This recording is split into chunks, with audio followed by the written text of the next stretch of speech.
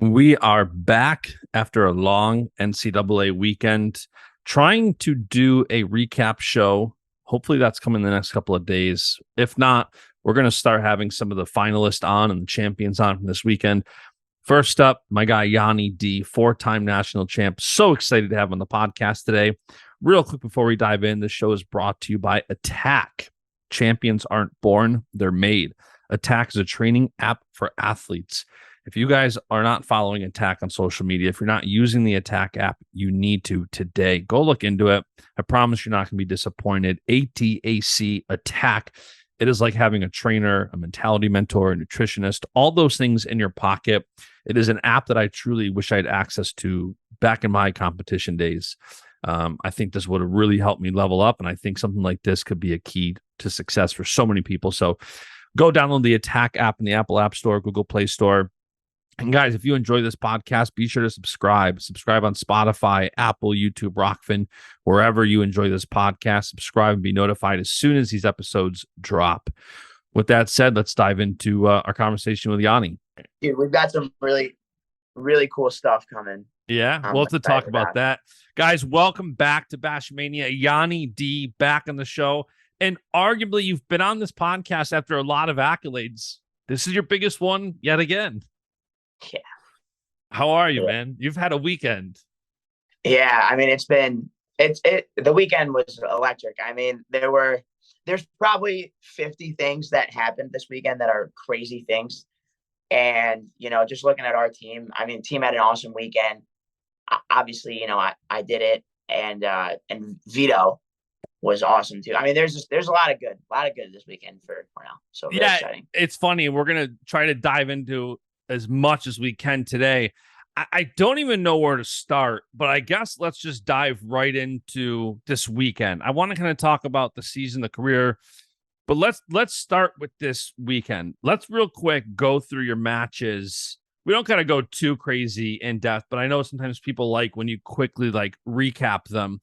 Right out of the gate, you have Dom Demas, who people were already resharing the clip the last time you guys wrestled, when there was like that one sequence that was like, ooh, what was that? Like, he had like your arm kind of backwards.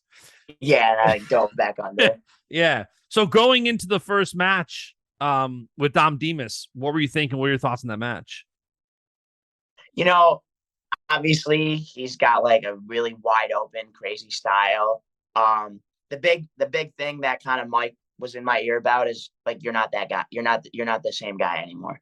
Because obviously, like, that was a really tough match we had, and I did some freakish things to get out of some really bad position, and kind of just hearing that from Mike, just like, listen, that's not you anymore. Like, you're different now, and just believing that, being ready for, he's going to throw the kitchen sink at me even more than he probably would anyway, just with that kind of style and the situation with everything. So had to be ready for some madness and just kind of roll with what he gives you, and don't get super caught up in the craziness. And Dake made a good comment. Dake did great on commentary. He made a comment about like, you after some of these decision matches, anytime in your career that it's basically a decision, you're harder on yourself, where most people are like, win, advance, keep going. You kind of analyze the match a bit more, even if it's a tech or a pin, but more so like a decision. You're kind of holding yourself to a very high standard. Was there an expectation for any of these matches? Because the next match you come out and you pin Arrington in like 2 minutes. Was there any expectation for you on these matches of like what you wanted to do? Or was it a win number 4 kind of situation? I try to not fall into like a scoreboard type of situation, because guys are going to hold it close. Yeah. Try to stay in the match, but there's a wrestling standard. Like, I beat Demas. I don't know. I think it might have been 6-1, and I came off the mat and I was like, that was good. That was good. I can live with that. Yeah. The Arrington match, not really anything to take away. He took a shot and I pinned him. And then the last 3, I was pretty frustrated with all 3 of them. Just, I think as we got deeper into the tournament, I do a really good job with my nerves and pressure. And I think, it probably got the best of me a little bit. Even the Murin match, I wrestled really good for 6 minutes and 40 seconds. and kind of had a brain fart in the last 30 seconds there. And then after that, the big thing that Mike kind of has said to me throughout my career, but more after this weekend, is he's like, listen, you're going to have weekends like that. You're going to be nervous. You're just not going to wrestle well. It could be physical, could be mental, whatever it is. And he's like, but what makes you you is I always know that you can pull those ones out when you need to. And so, yeah, like obviously I'm not really happy with my performance. I don't think anybody would sit there and tell you that that's the best version of me that they saw. Right. But there's a lot of, factors in the NCAA tournament. And fortunately, I was able to just kind of make it happen. Yeah, and you're in an interesting position because like your Max Murren match, you win 8-7. And guys like Max Murren are guys who just they don't really ever stop. They just go and when they're wrestling a guy like you, there's almost that I've always said, I've been close with Burroughs for a long time, and I've really kind of understood being the top guy and having people just the targets on your back. You're the top guy. It almost seems like the pressure's off them because if they lose, I don't want to say who cares, but there's a bigger like, okay, well, it's Yianni. Okay, it's Burroughs. There's that expectation of potentially losing and being a big underdog. But guys like Murren just they don't give up. Yeah, I mean, he's tough. He's going to wrestle hard. He's going to try to stay in the match. He wasn't really in that conversation for title contention, but he's wrestling, 2-point matches with all those top tier guys. I think him and Sasso had a relatively close match. I know he beat Van Ness. He had a tight match with Gomez before Gomez had the injury. So he's just, it's the nature of college wrestling, right? Because of the way escapes work, you can kind of stay in the match. Like, you can give up 4 takedowns and get one and it's close. And if you're a tough guy who's got the skill and going to wrestle hard for 7 minutes, you can keep yourself in a match. And, that he did a really good job all weekend. I feel like, he got on the podium and wrestled hard. And, college wrestling hard with good focus can get you a really long way. Before you wrestled Van Ness, I believe that's when Spencer loses to Ramos. What was that like for you? Because I've got to imagine that's like when you kind of began warming up for your semi match. And here there's so much talk of you and Spencer. And, seeing that, I try to kind of go the other way. You never want to add pressure to anybody. But obviously that was one of the biggest talking points of the weekend. Spencer goes down. What goes through your mind before the semis? So this is like a funny anecdote. I'm sitting in that back warm-up area where the Cornell section, not the seating section, the wrestlers were sitting. Yeah. Right by where Mat 1 was. So one of those blood round mats were right by the tunnel. Yeah. And I'm sitting there. I have these noise-canceling headphones over my ears at full volume. And I'm like, I saw that Ramos went up 4-1 after the first. And I just put my phone down. I'm like, do not get sucked into this match right now. Spencer was wrestling. We had Brett Unger in the blood round. There's just a lot of things that I'm like, do not get sucked into all this. Just put your phone down. Yeah. And I've got these voice canceling headphones on full volume, and I heard the stadium erupting, and I was like, oh, it definitely just happened. And then sure enough, I turn my headphones down. I get up to start warming up, and I see Matt Ramos come flying in the back, hugging his coaches, giving everyone high fives. And I was like, wow.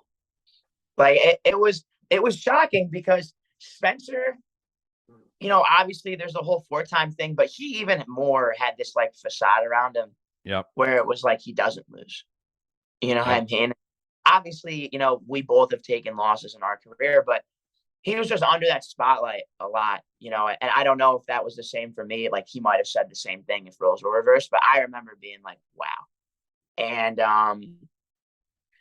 I don't think it threw me off. I mean, it could have, there were just a lot of crazy semifinal matches. Roman and McGee had that burner. Vito looked great against Fix. The 41 semifinals were actually pretty tame. And then obviously me and Van Ness had that like pretty spicy match in the third period. So, I don't know if it played a factor, but it definitely was like the place was rocking, you know what I mean? And can't help but feel for him a little bit, It's like you know it. Everyone in the gym's kind of waiting for you to lose when you're in that type of position. Yeah. So you feel for him. And it's funny because it does feel like there's a healthy mix of there's people who root against greatness of any caliber, and there's people who root for it, even people who are completely neutral. And I saw some comments and tweets about some fans like, rooting against them. I think you're going to have that in sports no matter what. But when it happened, for you, it was interesting because you guys were going for the same exact goal. Did the pressure or anything change after? Like now the spotlight's even more so on you because here Spencer drops his ability for becoming a 4-timer. And now it's kind of like I had said, I don't know, 100 times I asked the question leading up to the event on Twitter, like, okay, what weight do you end at? Spencer potentially going for 4, Yianni potentially going for 4, Carl O'Toole 3 potentially, like all these things. And then it seemed like it was a no-brainer. As soon as Spencer went down, you win. And then it's like, okay, we're ending with Yianni. Yeah, I mean, there's obviously external pressure that, like, I'd be a liar if I said I wasn't aware of that at all. But a lot of the pressure, it's probably self-inflicted, which is whatever, and if anything, like Spencer, what happened in the semifinals it wasn't like, oh, there's more attention on me, more focus on me. It wasn't like that. It was more just like, wow. It was just I couldn't really articulate it other than wow. Yeah. Because it was like it's an unfortunate thing. And then you see like they're putting his family all over social media. It's like, come on, And I think just it kind of like shell shocked people. Obviously there's people that are super happy and people that are super upset about it. But I think regardless of what you wanted to happen in that match, you were like, whoa. And then that changed the energy for the rest of the semis where I feel like people were in that like anything can happen now. Right. Mentality. Yeah, nobody thought that there was like that possibility of the huge upset. I feel like even throughout the tournament, there wasn't like there's always crazy upsets, but there was nothing crazy. Like none of the 1 seeds or even like the top 2 seeds really had gone down except Sloan beat Truax, but that way it was like a mess. Yeah. So overall it was like going as smooth as the national tournament can go. So I think that was the first like blow the roof off the place kind of upset. And the quarters were, like you said, the quarters were pretty tame. It was the semis that it wasn't just like it got a little bit electric. It got like you had the extreme end of the spectrum with what you could see happen. So in the semis, you wrestled Van Ness. It did get a little spicy. There was a little push at the end. There was the have some nuts comment to Gray. Like what's your takeaway on that match overall? Shane's he's super tough. Obviously he got a lot better and peaked at the right time. Yep. He had a good season, but obviously he's wrestling really well when it mattered, right? And the one thing that was surprising was kind of going into the match, he had been giving up points and then kind of blowing the score open late. Yeah. So in my head, I was like, all right, get ready. You're going to score early. And then, you're going to have to just like grit your teeth and be ready to wrestle really hard at the end of the match. And then he came out really low stance, did a really good job kind of pulling and down blocking off to cover his legs. And I was like, oh, he's mixing it up. And I had a really hard time getting to him, but I kind of felt some stuff that I'm like, all right, I'm going to be able to get to that at some point. And then he got the takedown and I was like, all right, I got to go, and kind of made it happen. Yeah, I kind of like pushed off him at the end, and, I don't know what people say about that. I didn't mean it. There was no, whatever you can say, whatever you want. There's no bad blood there, at least from my end. Maybe he now hates me, and if you want, that's okay. But I have a ton of respect for him, and he wrestles really hard. So I think it was more just like emotions kind of taking over and, whatever. But overall, it was a super tough match, and he did a really good job protecting his legs. And I just, was able to make it happen, kind of what we've been talking about earlier.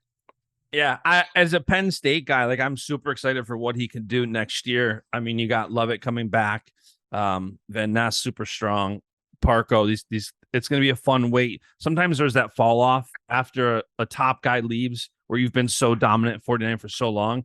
And I want to talk about Meyer Shapiro. We'll hold off on that for a few minutes. Okay, so you beat Van Ness, and now you're in the finals. What's the thought heading into it, and what's your kind of thought process on that match? Yeah, I mean, obviously it's like here we go. Right. And I was in a good spot. I knew Sasso, he cuts a lot of weight. I knew he was gonna be big. I knew he's going to be very tough to score on, but I was going to have chances. Because the one thing that I have a ton of respect for him for is it doesn't matter who he's wrestling, like he's going to get in there and mix it up. Yep. Like he did a good job of protecting himself, but he does not stall. He does not, try to game plan matches and try to like steal. He's like, I'm going to get in there and get you. Right. So, huge credit for him, but kind of the game plan for us was like, you're going to make sure you get away, get off the bottom, don't let it become a mat wrestling match. And the big message from Mike and, everybody, my dad, the coach, like Cal and Donnie, everybody was like, you're going to get to legs. He's going to shoot, you're going to get in those positions. Just start by winning one. And then as you get your first one, let it come to you, Yep. And that's kind of, if you look at the match, there's 1 or 2 shots in the first, 1 or 2 in the second. And then I got that cradle right at the end of the second. And then it was like, I'm on his legs 5, 6, 7 times in the third period. And so, the big thing was just don't let your emotions take over, be calm. The big thing that kind of Mike's been saying to me all year with these college guys that are very defensively strong, it's like you don't need to light the scoreboard up in the first period. Just stay on the guy, get one score. Once you get one score, kind of crack that shell a little bit, more opportunities will come. So that was kind of the message in the finals too. And Sasso, like one of the reasons I didn't just mention his name a minute ago is like it's also we're still in that era where like Sasso, I think, has 1 more year of eligibility left because of COVID. But he's wrestled 4 seasons. Yeah. So I don't know if he's coming back. So if anybody nitpicks like Sasso, like, yeah, he could definitely. And if you lose in the finals and want to come back the next year, like I assume that could definitely be a heavy part of your decision on coming back. So Sasso could definitely be back next year in the mix. So you win your 4th title, which for me, like I've known you for so long. I was so excited. For me, it kind of felt like I'm so happy you did it. And it's almost like, especially leading up to it, that pressure is kind of lifted. Like it's off your shoulder, like mission accomplished.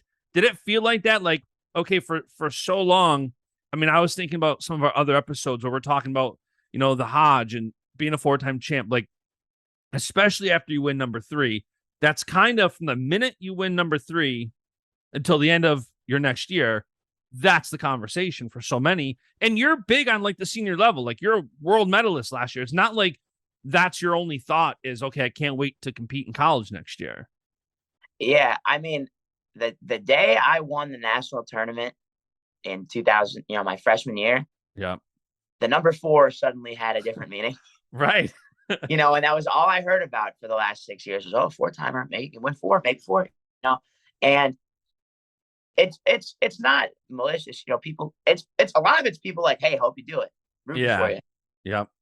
But because of that, it's just like kind of looming in the back of your head, obviously, and it is like a really great accomplishment, not just for myself, but for a lot of people in Ithaca in general, Yeah. Cornell is not a school that people consider this like super wrestling program, but we are. We just took 3rd with 2 of our starters out. We had an All-American out of the lineup, and we're the 3rd best team in the country. And we're going to be better next year. So I think it meant a lot, obviously, to me and for my personal goals, but to the program too. So I had a lot of people behind me. But whenever there's an opportunity to do something, there's going to be people rooting for you, rooting against you, and just generally following it to see what happens, right? Right. So because of that, obviously there's always going to be pressure, but no great athlete doesn't face those kind of things, right? When we built your website, we put a thing on there that says, for when I am weak, that I'm strong. 2 Corinthians 12:10. And I was thinking about that this weekend because, we did an episode over the summer and I brought up the Hodge and you had said, like, I don't really care about it, but of course you want to win it. It's like a cherry on top. And then the Gomez loss happens. What went through your mind there where it's like, typically, once there's not an undefeated season, the Hodge is usually gone. There's been a couple times, I think Metcalf, but like for the most part, that's gone. What was it like after that match with Gomez early on in the season? It kind of was shell shocking, but I think I needed it because I was coming off the world medal And I was so focused on what happened at the World Championships, not like celebrating it, but was really worried about how that match went. And it really was weighing on me, that finals match. I didn't like how I wrestled. And I was just like, I can't end freestyle like that. I gotta, fix that right away. And I think I was so absorbed in perfecting all the things that went wrong at the Worlds. And, whenever you wrestle in a big tournament, like I could write you a 10-page essay about all the things I need to fix after the national tournament. So whenever you're in a big tournament like that, there's all these things that are just like rattling through your mind that you need to fix. And it feels like the world's going to explode if you don't take care of them right now. Right. And I think, had I not had that Gomez loss, I probably would have just been so absorbed in that stuff that I who knows when I would have started to really pour it into the folk style. Yeah. And it happened a little bit last year. Like I had that tight match with Abbas, and then I almost lost to Lovett in Vegas. And I think I'm you're doing the freestyle and you get so absorbed into it. Then when you come back to folk style, for one, there's that adjustment period that I think I just kind of wrestle through, and I have some suspect matches. Yeah. And it happened last year. And I guess what I'm saying, to make a long story short, is I needed the Gomez match, not because I was like, oh, these guys aren't worth the time, but it just was like, it was like someone slapped me in the face and was like, hey, go back to this. The freestyle will be there. Yeah. It's also funny because Gomez is one of those guys that like, he'll throw everything in the kitchen sink at you every single time he steps on the mat. You know what I mean? It's not one of those guys where it's like you said, sometimes you can wrestle through it. A guy like Austin Gomez is going to make it a lot harder to do that. Yeah. I mean, the one thing that you can say about him is the moment the match starts, how can I pin this guy?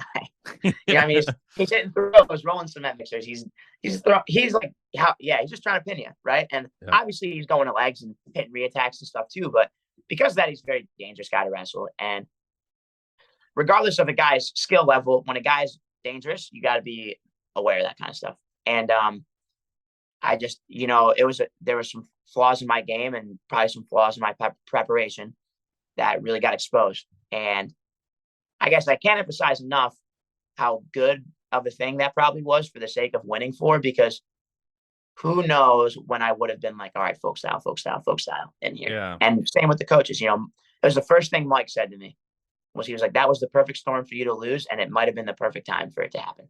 Yeah. And, sometimes you need someone to just kick you in the head, tell you how it goes. Yep. Speaking of Mike Gray, you have been, I always laugh because people know I'm a Penn State fan. So I get a lot of Penn State, fans following me stuff on Twitter. And when I post like, hey, if you guys have questions, of course, one of the questions is when's he coming to the NLWC? And I understand why people ask that as NLWC continues to grow and stuff. But what I don't think people realize that we have both stressed on this podcast every time you've been on is your relationship with Mike Gray. And the answer to the when is Yianni going to NLWC, in my opinion, is the day Mike Gray goes there as a coach or something. Because you're not separating from Mike Gray. These last 2 years, we were talking yesterday about Rob Cole's coaching tree, which is just bananas. If people missed the tweet, it was that half of the NCAA finals featured a coach who previously coached under Cole. Troy Nickerson, who was a Finger Lakes Wrestling Club coach in Ithaca, Brian Smith, early days of Cornell, Damian Hahn, who had Tanner Sloan in the finals, and Mike Gray, who had 2 finalists. So Rob Cole is like, his legacy continues to grow. But the first 2 years, you're with Cole, and then the last 2 years, just Mike Gray. And I know how much you give credit to him. So I'd be remiss not to ask about your relationship with him and how that's continued to grow over the last few years. Yeah, I mean, since Mike has taken over the program, his role has changed because his responsibilities have probably tripled. Yeah. Because the one thing with Coach Cole, when he was here, he wasn't in the room. I mean, he was in the room, but he wasn't the guy running practice. Mike was always that guy, which meant that Coach Cole probably spent his entire day that he was in the office just doing recruiting, fundraising, calling donors, whatever administrative kind of things you got to do. Yeah. So Mike kind of took on a lot of those responsibilities, if not all of them. And he's still in the room with the guys. He still does individuals. He's still wrestling with the guys and doing all that. But I think the biggest thing since he's taken over is having all those new coaches in. They really lean on each other a lot, which is really cool to see. Because, in my earlier years at Cornell, it was very compartmentalized, which I'm not going to say one's better than the other, but like Mike did this and, Damian or Gabe or whoever was the coach at the time did this, Coach Cole did this. And that was kind of how it went. And now, and obviously there's communication and dialogue going on between those guys then. But now I can tell they just kind of lean on each other and they still have their roles. Everything's still compartmentalized like that. But you can see that they all kind of collaborate a lot, which is really cool. And selfishly, like those coaches are awesome for me. They're all around my size. They all wrestled around my size. They get what I'm doing. Yeah. So, I think Mike made 3 incredibly intelligent hires, bringing in Kellen, Donnie, and Gwiz.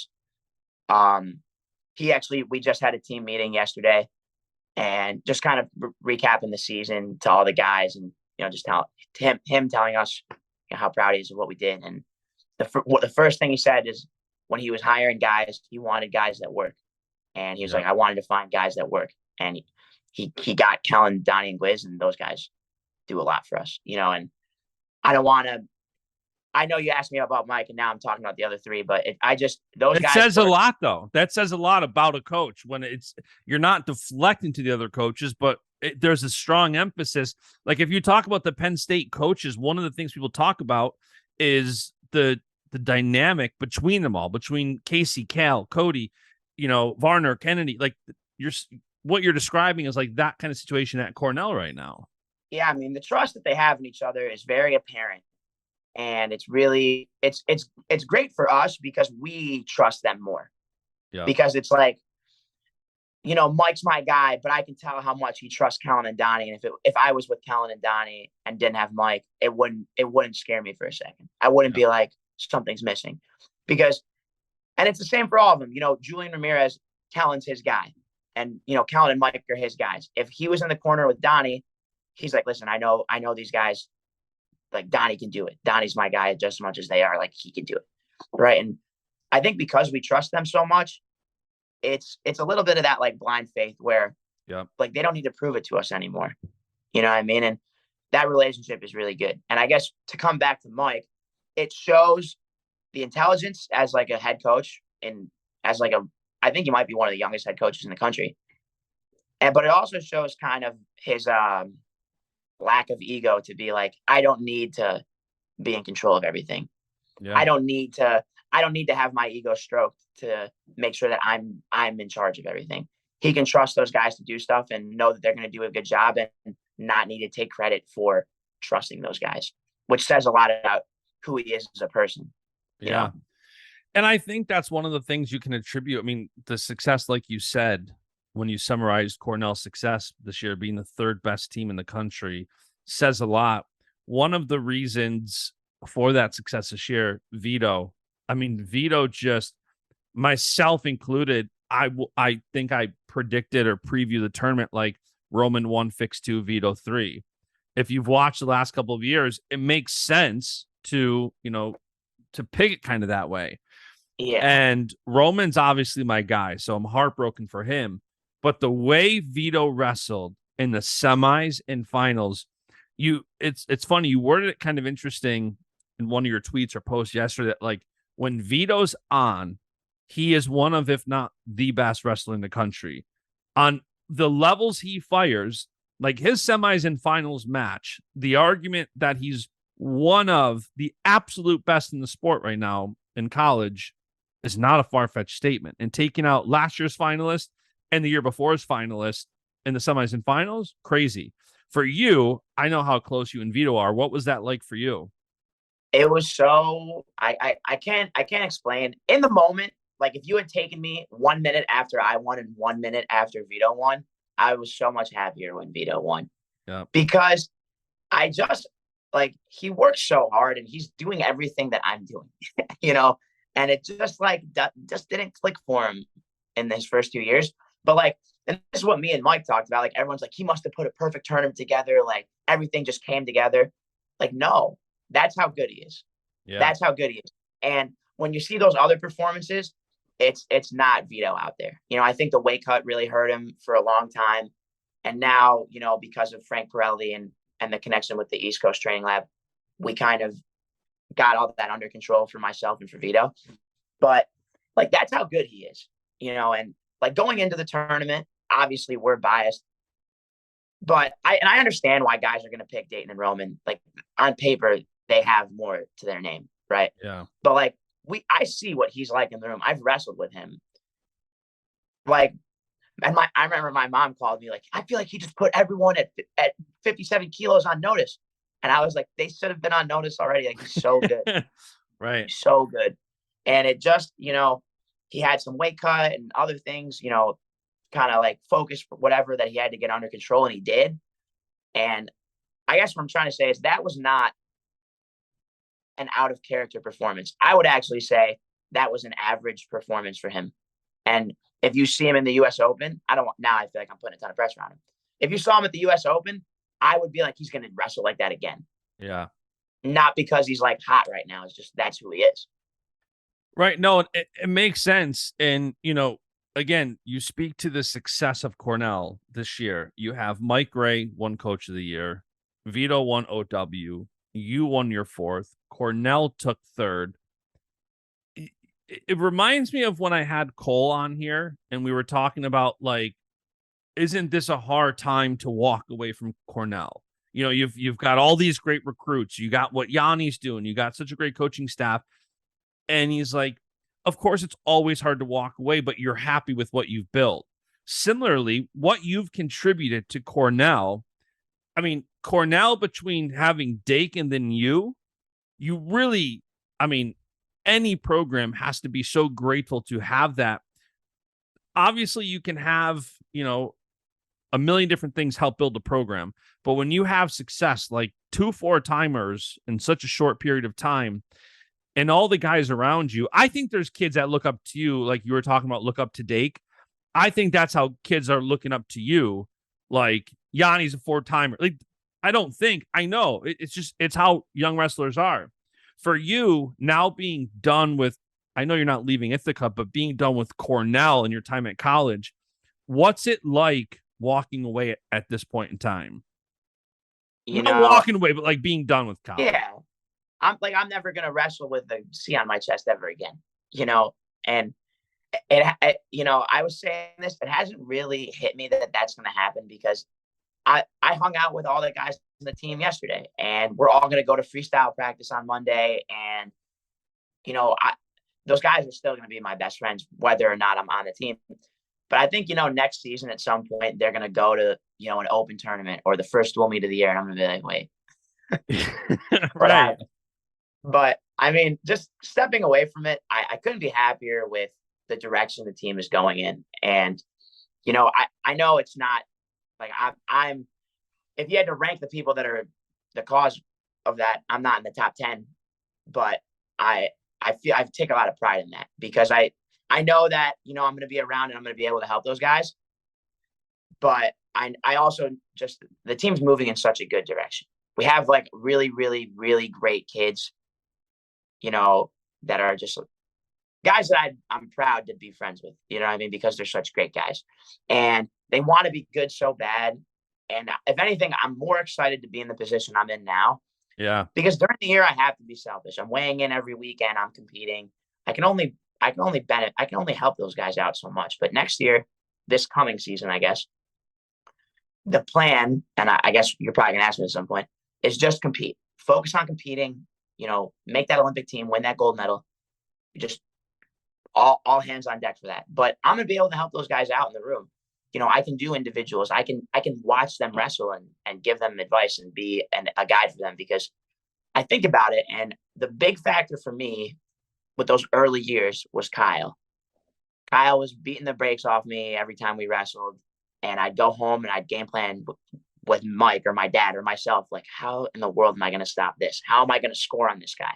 Yeah. And it's not because I need to beat Kyle Dake, but it's just like that standard. Like, I was like, all right, this is what the best guy in the world wrestles like. I need to get to that level.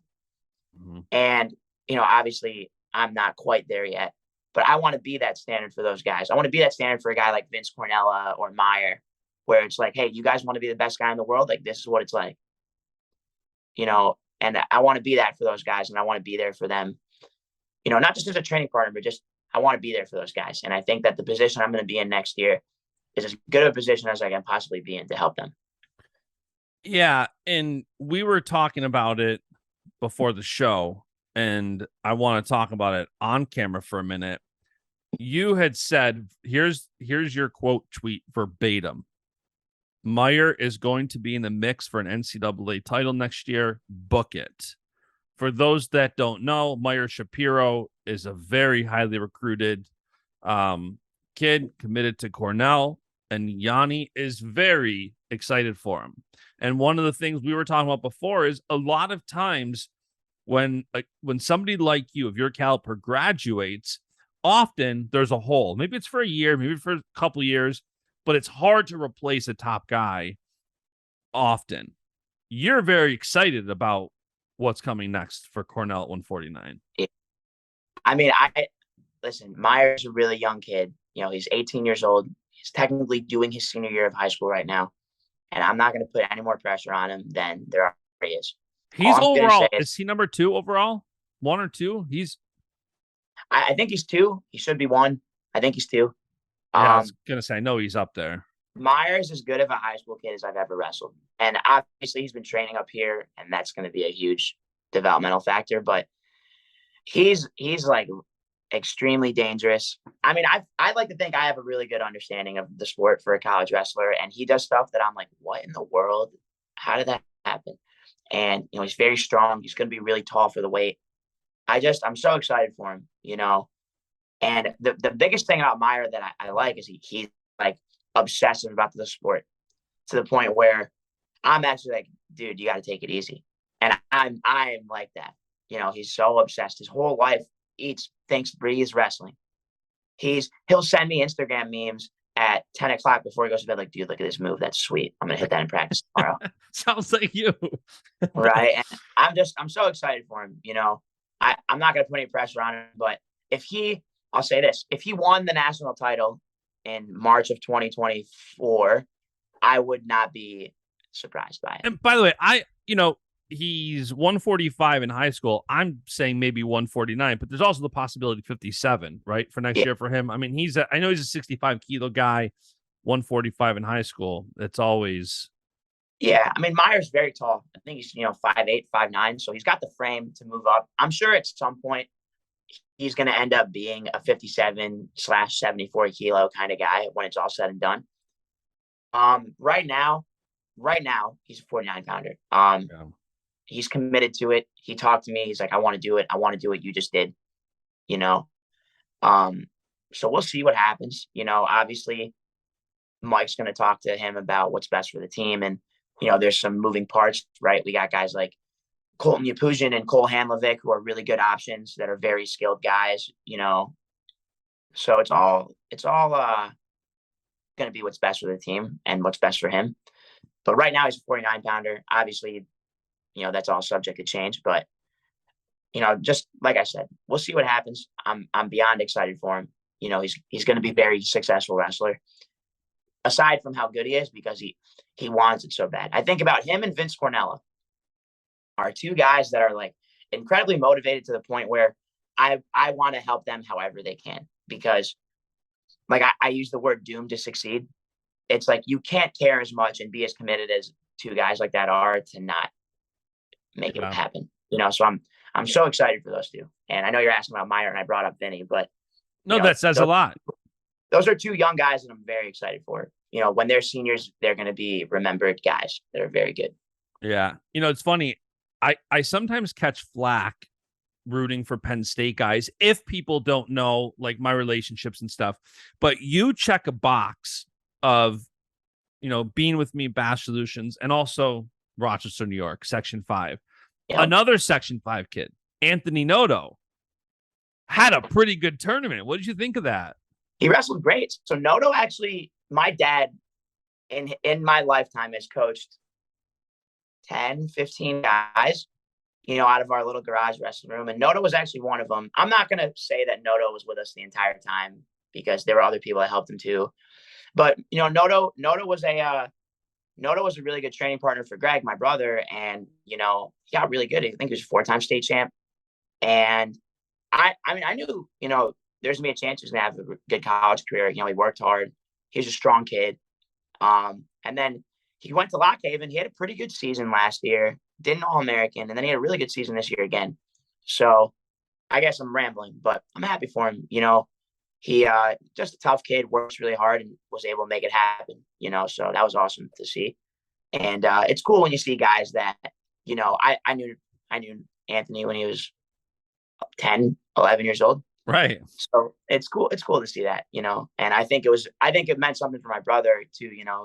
He's been hurt this year, had shoulder surgery. He's not able to compete. I think it really opened his eyes to be like, man, like I can win this tournament, because that was the guy that he grew up around. And, he's like, I can beat, he's like, if this guy's taking fourth, I'm right there. I can win. And, I think that meant a lot for him. What, aside from Noto, obviously, what non-Cornell wrestler impressed you the most this weekend? There's a lot that stand out to me. Obviously, there's a lot of really good guys. I thought O'Toole silently wrestled a really good tournament. Like Julian Ramirez, Julian's a really good friend of mine, and we were talking about before the match, and I'm like, well, I don't really know what's going to happen. David's beaten him. They had some close matches. They're both very good. And Julian was like, dude, no one's talking about this, but O'Toole literally tech followed Karsla in the quarterfinals. Like, Karsla's an All-American. Like, when do you think the last time an All-American got tech followed was? Karchel is one of those guys too who he's a dog. Like he's hard to score on. When I do preview shows, I'm always like Karchel. Like Karchel is a guy who can just he reminds me of like what people say about Vito. Like he can turn it on, and he is an unbelievable wrestler. And I think a lot of people looked at O'Toole's bracket and saw him wrestle a 10 and 11 seed in the quarters and semis. But like you said, and Carr, like that weight has been crazy all year. I mean, Carr wrestled an NCAA champ in the quarters, finalist in the semis. Like, but yeah, I noticed that too. Yeah, and I kind of, when you're wrestling, you're kind of sucked into what's going on around you, so you're not watching it on. But I was just looking at the brackets. I remember me and Julian were kind of killing time before the finals, and he was like, dude, he wrestled really good this weekend. And I was like, yeah, I guess. And then he had a great finals match. He looked super focused and stuff. So, I mean, obviously, there's a lot of really impressive stuff. Vito is the obvious answer for the guy who impressed me the most. Yeah. Well, that's why I said non-Cornell, because I know Vito is like Vito's cream of the crop for you. But which, by the way, he's also probably for most people too. Vito, like, but I thought O'Toole wrestled a very impressive tournament overall, and I didn't get to watch a lot of it, but I saw the finals match, and they both wrestled really great. But I mean, he stood out. It seemed like he had a really good weekend. Here's a subtle moment from the weekend that not a lot of people probably caught on to. I believe you had to be the first NCAA champion to wear your own shoes, winning an NCAA title. Yeah. Which, and part of the reason it worked out, because I was going through all the guys. I think Gable had a shoe, but Minnesota made him wear Nike. So there's some, because I saw some Twitter discussion. I'm like, Yianni's the first guy to be able to do that. What was that like? Like, to get your own shoe is honestly, a lot of kids like want to win an NCAA title, then medal, win World Olympics, and then get a shoe. You're at this point, like, like you're winning another NCAA title in your own shoes. What was that like? It was really cool. This is a little dorky thing, but like, I remember being like 8, 10, 11 years old, and like sitting in my living room drawing little pairs of wrestling shoes on like a notepad, because I was like, I'm gonna have a wrestling shoe someday. And my mom's like, oh, that's so cute. Like, I keep thinking that, buddy. Like, that's really cool. But I mean, it was awesome, and I'm super happy with how the shoes are.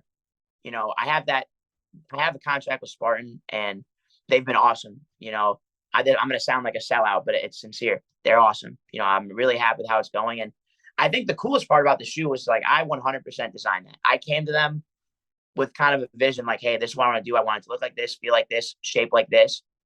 And they were just like, okay, yeah. And I was like, wait, no problems. And they're like, none, we'll make it happen. And because of that, the shoe is exactly to the inch how I want it to be. And obviously we're going to continue to make modifications as we go, make it better, even better than I had originally dreamed of. But it's a really special thing, obviously to have, even just to be recognized at the level that I have a wrestling shoe that people are buying and supporting is awesome. And then it's like, well, not only is my name on it, I got to design it. I got to pick the colors. I got to pick the look, the feel, which is all, then it's like, wow. And then like, I got to wear it in one of the biggest achievements of my life to date, one of. And, it's really special. And it's something not a lot of people have the chance to experience. And I'm sure had NIL existed earlier, there would have been guys who could have done that. But I'm really happy that, I was able to do that. It also says a lot because I've been involved with a shoe company before. And when you have a newer shoe on a bigger scale, there's a lot of risk reward. If God forbid something happens to it, it's a marketing nightmare. If the shoe blows out, if something happens, like, but that's a risk reward. And I think that speaks to the confidence of the product that you're not wrestling in these if they're not literally what you're going to go and want to wrestle in. Yeah. I mean, I've had those shoes now for a little over 6 months. I train them every day. I lift in them. I run in them. I wrestle in them. I compete in them. There's no real rips or tears or holes or anything. So I was confident. And obviously in the back of my head, I'm like, man, imagine if these things blew out right now. Right. Oh. People don't think about those things until they happen. Yeah, because I'm like, man, that could probably be the worst case scenario right now. Would be if I lose and my shoe blows out. My Brett Unger is our 25-pounder, and he's kind of like he likes to make fun of me. He's like, hey man, at least your shoes didn't rip. I'm like, thanks, Unger. He's like, no, I hope they don't rip in the next one. I'm like, dude, stop. Don't even put it out there. Right. Don't put that stuff out there. But it's fun. It's all fun. Speaking of wearing, so your future does not look bright for AirPods, but you are done with headgear. I know you're very excited for no more headgear ever. What are you going to miss, though, about competing in college and competing at the college level? So I kind of have this at the Spartan RTC because we have a handful of athletes, but like I'll never be on a team again. Yep. And it's funny because if you had asked me my freshman year, I'd be like, yeah, I don't care about the team. They're my friends. I'll be able to see them, whatever. In my time at Cornell, like I've placed a lot more value on being on a team. Yep. And, it's funny because if you had asked me a year and a half ago, like, hey, how much does a team trophy mean to you? I'd be like, well, not that much. Like, I can only do so much. Yeah. But like, I remember this year, like, I don't know when, but I was like, man, I really want to get that team trophy. Like, I think it's a maturity thing. And I think it's also just like, I'm so invested in these guys. As I get older, I get more and more invested in the team. And, it's a really special thing when you have a group of guys that you're living with, you're training with, you're spending, I'm spending minimum 4 or 5 hours a day with these guys. It's like you get so close, right? And obviously I'm going to have that at the RTC, but it's just a little different, like the dual meet. Like we wrestled Lehigh in a dual meet and like the building's jumping. We wrestled Penn, the building's jumping. Like those kind of things you don't get really anymore. And obviously I'm going to have big stages, but like I remember when Unger got the takedown on the kid from Lehigh to like ice the duel for us and the place was blowing up and I have Julian up on, I literally grabbed him and put him up on my shoulders, was like running around with him. Like you don't get that anymore, and I'm going to be there for all those moments for those guys. And I'm going to get to see them experience what I've experienced. And that's going to be awesome. But I think that's the biggest thing I'm going to miss is like, I'm not going to have that. You know what I mean? And obviously, if a guy like Kemmer or Skatska gets a big win, I'm going to go and double leg him and run him around the gym at some tournament in Hungary or whatever. Right. But it's different. You know what I mean? And I'm going to miss that for sure. It's definitely such a weird vibe because wrestling is such an individual sport. But when your time is done at a certain level, like for me, it was just high school. But like when you leave that camaraderie, that fellowship, there is an aspect for you where, like I was saying this podcast, for me, it was like the 45 minutes before practice, like sitting against the wall, that kind of stuff. Like you do still get a lot of that stuff, but like you said, the team aspect, now it's more like I look at USA Wrestling as like an all-star team. Yeah, your teammates, but it's not that team camaraderie like a college, like a high school, like anything else. The national team is like, hey, here's a bunch of all-stars. It's not the same. Like I consider a guy like David Taylor is someone who obviously I look up to him, but like I consider him a friend of mine. But it's not like I don't have the same relationship with him that I have with a guy like Chris Foca. Not even close, right? And how could I? You know what I mean?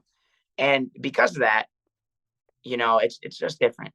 And it's really special. And I think it kind of hit me at some point in the middle of the year that I was like, this is really cool that I get to do this, because sometimes you're so invested in what you're doing. And it is like every moment is like I have this sense of urgency of what can I do to get better? And then you have, in the next moment, you're like, this is awesome. And cool moment. Couple fan questions before I let you go. I know it's funny. We were talking about this too before that, like you're still a student and you're a student in an Ivy League. And as a fan of college athletics and even being involved on a business level with kids, there's you forget that there's so much to do. Like, yeah, everybody, Yianni 4-time, Yianni this, Yianni that, Spencer Lee, all Penn State, 10 and 12 years. Then there's like reports due and work due. No, life smacks you in the face real fast when you come back home, Yeah. I made the joke to Vito and Foca because they hit really big milestones in their career this weekend. And they're like, Chris is awesome, Foca. He's like, dude, I can't wait to go back to school. Like, it's going to be so cool. I was like, tell me how many people congratulate you. And he sits down in his first class, and I see him when we have our team meeting that day. He's like, dude, I thought I was going to kind of catch a break on this thing. And my teacher was like, no, you got to get. And I'm like, yeah, man. It's like, hey, good job. Keep it pushing. And it's the one thing, that's cool is it's like we care so much. But Mike tells this awesome story that his coach told him. So it was his coach wrestling against Henry Cejudo to make the Olympic team. I think it was Matt Acevedo. And so it's Acevedo's coach telling him, hey, look at this guy eating a McDonald's burger on the side of the street. They're walking to the finals of the Olympic trials. Yeah. He's like, this guy has no idea what you're about to do. Mike tells me this story all the time. It's like the coolest story ever. And the guy's pretty much like, okay, like, what's your point? He's like, this is super important.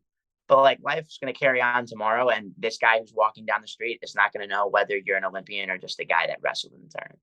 Yep. And it's really humbling. And I think that's one of the things that's special about being at Cornell too, is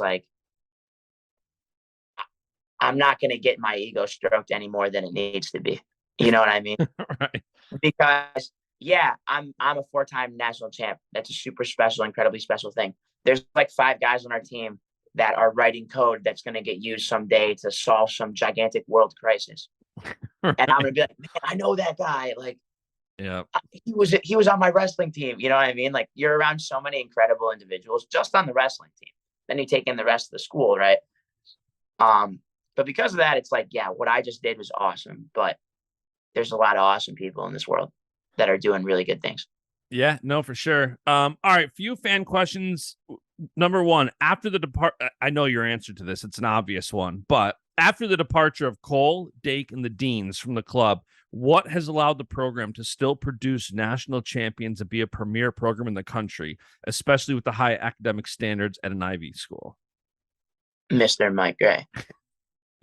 We have the joke because when a guy like Brendan Furman or Vito and I all got here at the same time, and the staff and the people around looked completely different. The RTC, everything was different. We have this joke Mike's the lone survivor of the olden days with us. Right.